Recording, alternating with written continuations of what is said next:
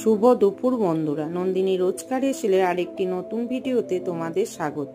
তোমরা সবাই কেমন আছো? আশা করি ভালোই আছো। কদিন নিরামিষ চলছে, তাই আজকে ছেলেটা একটু শরীর খারাপ হলে আমি ওর জন্য আলাদা করে একটু সবজি চিকেন ঝোল ভাত করে দিলাম।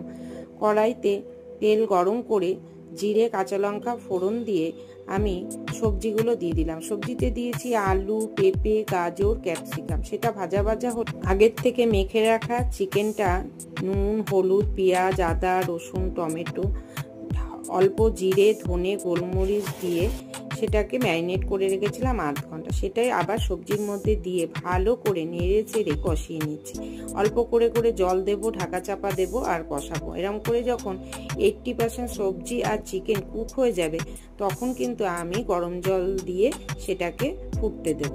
তারপর নামানোর আগে দিয়ে দেবো একটু গরম মশলার বাটারটা স্কিপ হয়ে গেছে, তোমরা দিও।